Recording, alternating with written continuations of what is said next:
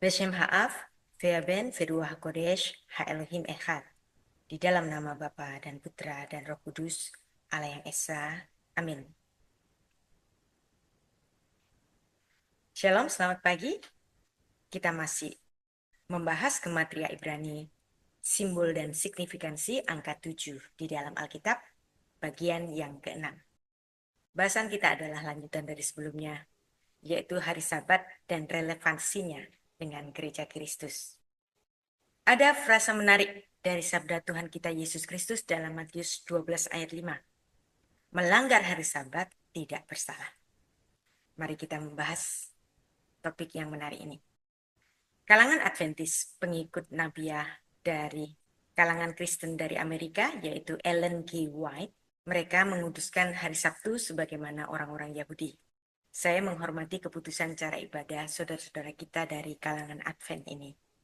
Kita yang beribadah pada hari Minggu bukan berarti meniadakan Sabat seperti banyak tuduhan dari kalangan-kalangan lain. Hari Sabat tetaplah hari Sabat, yaitu Sabtu. Janganlah Anda semua salah paham bahwa umat Kristen mengubah hari Sabat menjadi Minggu. Ingatlah bahwa Sabat ya Sabat seperti namanya. Lantas bagaimana dengan ibadah raya yang dilakukan oleh banyak orang Kristen pada hari Minggu? Bagi orang-orang Kristen secara umum, kita ini beribadah setiap hari apa saja. Senin ada ibadah, pendalaman Alkitab misalnya. Selasa dan Rabu ada ibadah yang lainnya. Hari Kamis misalnya ada ibadah doa malam. Hari Jumat ada ibadah doa puasa misalnya. Hari Sabtu, yaitu hari Sabat, perhatikanlah, berkelilinglah di setiap sudut kota Anda, di setiap gereja, dan tanyakanlah apakah hari Sabtu ada ibadah. Mayoritas mengadakan ibadah justru. Ada misa pagi, ada pula ibadah youth atau ibadah dewasa muda, dan orang Kristen bisa beribadah di hari apa saja. Dan pada hari Minggu secara khusus, di hampir semua gereja-gereja mengadakan ibadah raya. Dan ibadah raya ini bukan untuk meniadakan Sabat atau mengganti Sabat menjadi Minggu. Tetapi kita semuanya merayakan suatu perayaan pada setiap hari Minggu sebagai ibadah raya. Karena hari Minggu, Mia Hemera atau Kuriaki Hemera, yang juga disebut sebagai hari ke-8 adalah hari di mana Tuhan kita Yesus Kristus bangkit dari kematian. Jadi seluruh ibadah raya yang kita laksanakan pada setiap hari Minggu, bahasa Ibraninya Yom Rishon atau Yom Echad, atau bahasa Yunaninya Kuriake Hemera, adalah sebagai peringatan atau anamnesis pada kemenangan Kristus atas maut. Rujukan ayatnya ada di Matius 28 ayat 1. Kita semua perlu mengingat bahwa kebangkitan Kristus pada hari Minggu ini menjadi babak baru bagi semua murid-murid Kristus menjadi umat yang ditebus. Maka kita merayakannya bahwa di setiap hari Minggu sebagai ibadah raya. Saya pernah membahas mengenai hari Minggu, hari Tuhan, Kuriake Hemera. Lalu, apakah kita orang Kristen ini secara umum melanggar Sabat? Anda harus tahu bahwa umat Kristen tidak di bawah hukum Taurat, yang di dalamnya terdapat peraturan tentang hukum Sabat yang pelanggaran terhadapnya adalah dirajam batu sampai mati. Rujukannya ada di Keluaran 35 ayat 2. Tentu saja hukum ini bukan hukum bagi orang Kristen. Orang-orang Kristen meski tidak di bawah hukum Taurat, bukan berarti orang Kristen hidup tanpa hukum. Kita semua memiliki satu hukum yang baru yang ditetapkan oleh Tuhan kita Yesus Kristus, yaitu hukum Kristus atau hukum kasih. Menyambung persoalan, apakah orang Kristen menjadi pelanggar hukum jika tidak melaksanakan hukum Sabat sesuai hukum Taurat orang Israel? Mari kita cermati sabda Tuhan kita Yesus Kristus bahwa ada pernyataan menarik bahwa melanggar hari Sabat tidak bersalah. Kita baca Matius 12 ayat 1 sampai 8. Judul perikopnya mengenai bekerja pada hari Sabat. Ayat 1, pada waktu itu, pada hari Sabat, Yesus Kristus berjalan di ladang gandum. Karena lapar, murid-muridnya memetik bulir gandum dan memakannya. Melihat itu, berkatalah orang-orang Farisi kepadanya, Lihatlah, murid-muridmu berbuat sesuatu yang tidak diperbolehkan pada hari Sabat. Jelas di sini bahwa murid-murid Yesus memang melanggar 39 larangan kerja pada hari Sabat, yaitu memetik bulir gandumnya, dan tentu saja menggiling dan memasaknya. Ayat 3, tetapi jawab Yesus kepada mereka, tidakkah kalian membaca apa yang dilakukan Daud ketika ia dan mereka yang mengikutinya lapar? Bagaimana ia masuk ke dalam rumah Allah dan bagaimana mereka makan roti sajian yang tidak boleh dimakan, baik olehnya maupun oleh mereka yang mengikutinya, kecuali oleh imam-imam. Ayat 5. Tidakkah kalian baca bahwa dalam kitab Taurat bahwa pada hari-hari Sabat imam-imam melanggar hukum Sabat di dalam bait Allah. Namun mereka tidak bersalah. Saya ulangi pernyataan Tuhan Yesus ini. Imam-imam melanggar hukum Sabat di bait Allah namun tidak bersalah. Saya ulangi lagi supaya Anda mengerti. Imam-imam melanggar hukum Sabat di dalam bait Allah namun tidak bersalah. Ayat 6, aku berkata kepada kalian, di sini ada yang melebihi bait Allah. Jika memang kalian mengerti maksud firman ini, yang ku kehendaki ialah belas kasihan, bukan persembahan. Tentu kalian tidak menghukum orang yang tidak bersalah. Ayat 8, karena anak manusia adalah Tuhan atas hari Syabat. Perhatikan bahwa Tuhan Yesus memandang murid-muridnya tidak bersalah dalam melakukan kegiatan pada hari Sabat. Karena setiap murid Kristus ia menjadi golongan imam. Karena Yesus adalah sang imam besar agung kita. Hal ini juga ditegaskan pada 1 Petrus 2 ayat 9. Tetapi kamulah bangsa yang terpilih, imamat yang rajani, bangsa yang kudus, umat kepunyaan Allah sendiri, supaya kamu memberitakan perbuatan-perbuatan yang besar dari Dia yang telah memanggil kalian keluar dari kegelapan kepada terangnya yang ajaib. Jadi di sini jelas bahwa murid-murid Kristus menjadi golongan imam, bahkan imamat yang rajani. Sehingga demikianlah, para murid tidak dipersalahkan ketika melakukan kegiatan pada hari Sabat. Karena Yesus Kristus Tuhan kita adalah Sang Tuhan di atas hari Sabat. Sebenarnya tidaklah menjadi masalah jika satu kelompok aliran memilih mengikatkan diri pada hukum Syabat yang merupakan bagian dari hukum Taurat. Namun harus diingat bahwa jika seseorang mengikatkan diri kepada hukum Taurat, maka dia harus konsisten kepada seluruh ketentuan perintah-perintah di dalam hukum Taurat itu. Dan hukum Taurat itu bukan cuma 10, bukan cuma asyeret hadefarim, tetapi total dari hukum Taurat ada 613 perintah-perintah yang harus dilaksanakan dengan sempurna. Anda tidak boleh melanggar satu hukum dan mengabaikan yang lainnya seperti yang ditulis di dalam Yakobus 2 ayat 10 menuliskan bahwa melanggar satu hukum Taurat berarti melanggar seluruhnya. Jadi, jikalau ada orang Kristen masih bersikukuh untuk melaksanakan hukum Taurat, silahkan. Tidak ada yang melarang, tapi Anda harus konsisten. Di dalam hukum Taurat ada 613 perintah-perintah yang harus secara sempurna dilaksanakan. Jadi nggak bisa dipilih-pilih saja. Misalnya dipilih hari Sabatnya saja, atau persepuluhannya saja, atau buah sulungnya saja. Nggak bisa dipilih cuma 3, tapi Anda harus menyelesaikan 610 lainnya. Jika Anda gagal melaksanakan satu di antara 613, maka Anda bersalah kepada seluruh hukum Taurat itu. Itulah sebabnya Tuhan kita Yesus Kristus memberikan kita hukum yang ringan, hukum yang enak, yaitu 2 hukum saja, hukum kasih. Kasih kepada Allah dan kasih kepada manusia itu pun sudah merangkum seluruh ketentuan Taurat yang dapat kita laksanakan di dalam kehidupan kita masing-masing.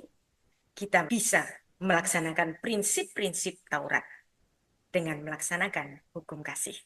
Hukum yang diletakkan di pundak kita oleh Tuhan kita Yesus Kristus. Bagaimana dengan ungkapan melanggar hari Sabat tidak bersalah? Saya berikan penjelasannya. Sabat adalah hari istirahat. Sebenarnya merupakan suatu karunia Allah. Dan sebenarnya Sabat tidak dijadikan suatu polemik atau beban yang memberatkan. Karena Allah memberi peraturan yang sangat baik dan yang sangat berguna bagi semua orang, baik yang merdeka maupun dia adalah seorang hamba ataupun budak. Bahwa setelah bekerja 6 hari lamanya, mereka diharuskan untuk beristirahat 1 hari. Tapi kemudian karunia Allah ini diubah oleh para ahli-ahli Taurat dan orang-orang Farisi menjadi tugas yang begitu berat, di mana mereka kemudian memerinci 39 macam larangan kegiatan pada hari Sabat. Pada waktu murid-murid Tuhan Yesus yang lapar memetik sedikit bulir gandum, orang-orang Farisi mempermasalahkan bahwa mereka ini memetik bulir gandum pada hari Sabat yang adalah hal yang terlarang. Apalagi diteruskan dengan kegiatan menggiling, menjadikannya adonan, dan kemudian memasaknya. Maka orang Farisi menegur Tuhan Yesus, sebab ia sebagai guru, mengapa Tuhan Yesus membiarkan perbuatan-perbuatan murid-muridnya itu. Tindakan para murid dipandang oleh mereka sebagai suatu tindakan melanggar hukum, seperti yang dituliskan dalam Keluaran 20 ayat 8-11. Ingatlah dan kuduskanlah hari Sabat. 6 hari lamanya engkau akan bekerja dan melakukan segala pekerjaanmu. Tetapi pada hari ketujuh adalah hari Syabat Tuhan Allahmu. Maka jangan melakukan pekerjaan. Engkau atau anakmu laki-laki atau anakmu perempuan atau hambamu laki-laki atau hambamu perempuan atau hewanmu atau orang asing yang di tempat kediamanmu. Sebab 6 hari lamanya Tuhan menjadikan langit dan bumi, laut dan segala isinya, dan ia berhenti pada hari ketujuh. Itulah sebabnya Tuhan memberkati hari Syabat dan menguduskannya. Dan perintah ini diulangi pada Ulangan 5 ayat 12-15. Pada Matius pasal 12 ayat 3-8, Tuhan Yesus memberikan jawaban yang cukup panjang bagi para ahli Taurat dan orang-orang Farisi itu mengenai kedudukannya sebagai penafsir ayat Alkitab yang sangat berwibawa terhadap hukum Taurat. Tuhan Yesus memberikan mereka 4 jawaban. Yang pertama adalah tindakan para murid disamakan dengan tindakan Daud dan pengikutnya seperti yang ditulis di dalam 1 Samuel 21 ayat 1-6. Bahwa dalam kedua peristiwa itu, sebuah peraturan Syabat dilanggar oleh kebutuhan untuk menghilangkan rasa lapar fisik. Demikianlah murid-murid yang mereka adalah anak Daud telah mendapatkan contoh yang bagus dari Daud sendiri. Kita baca 1 Samuel 21 ayat 1-6. Sampailah Daud ke Nob kepada Ahimelek imam itu. Dengan gemetar Ahimelek pergi menemui Daud dan berkata kepadanya, "Mengapa engkau seorang diri dan tidak ada orang bersama-sama dengan engkau?" Jawab Daud kepada Imam Ahimelek, "Raja menugaskan sesuatu kepadaku, katanya kepadaku, siapapun juga tidak boleh mengetahui sesuatu dari hal yang kusuruh kepadamu dan yang kutugaskan kepadamu ini. Sebab itu orang-orangku telah kusuruh pergi ke suatu tempat. Maka sekarang apa yang ada padamu? Berikanlah kepadaku 5 roti atau apapun yang ada." Lalu jawab imam itu kepada Daud, "Tidak ada roti biasa padaku, hanya roti kudus yang ada. Asal saja orang-orangmu itu menjaga diri terhadap perempuan." Daud menjawab imam itu kepadanya, "Memang kami tidak diperbolehkan bergaul dengan perempuan, seperti sedia kala apabila aku maju berperang. Tubuh orang-orangku itu harus tahir, sekalipun ada perjalanan biasa. Apalagi hari ini, masing-masing mereka tahir tubuhnya." Lalu imam itu memberikan kepadanya roti kudus itu, karena tidak ada roti di sana kecuali roti sajian. Roti itu biasa diangkat dari orang dari hadapan Tuhan, supaya pada hari roti itu diambil, ditaruh lagi roti baru. Pada Matius 12 ayat 3-4, Tuhan Yesus dengan jelas berkata tentang Daud dan pengikutnya, bahwa mereka telah melanggar hukum Taurat karena roti sajian. Daud melanggar hukum karena kebutuhan manusia, yaitu kelaparan. Roti-roti sajian diperbarui setiap hari Syabat, dan roti-roti yang tersisa harus dimakan oleh imam-imam di ruang kudus. Keluaran 20 ayat 30. Itulah satu contoh yang kuat dalam keadaan darurat, dalam keadaan kelaparan. Daud yang adalah leluhur bagi orang Yahudi berani menyimpang sebentar dari suatu kebiasaan yang suci. Di sini Tuhan Yesus mengacu pada peristiwa ini untuk menunjukkan bahwa setiap saat kewajiban moral dan seremonial bisa bertabrakan. Maka yang harus mengalah adalah kewajiban seremonialnya. Seorang imam besar harus mengutamakan kehidupan Daud dan para pengikutnya, bahkan dengan mengorbankan peraturan seremonial sekalipun. Yang kedua, kita lanjut untuk penjelasan ayat 5 dan 6 pada Matius pasal 12. Bahwa Tuhan Yesus mengutip suatu argumen bahwa para imam diperbolehkan melakukan pekerjaan pada hari Sabat. Dan hukumnya tertulis dalam Bilangan 28 ayat 9-10. Pada hari Sabat, 2 ekor domba berumur setahun yang tidak bercela dan 2/10 eva tepung yang baik sebagai korban sajian. Diolah dengan minyak serta dengan korban curahannya. Itulah korban bakaran Sabat pada tiap-tiap hari Sabat. Di samping korban bakaran yang tetap dan korban curahannya. Demikianlah Bilangan 28 ayat 9-10. Kita lihat dalam ayat-ayat itu bahwa pada hari Sabat korban harian harus didua kalikan.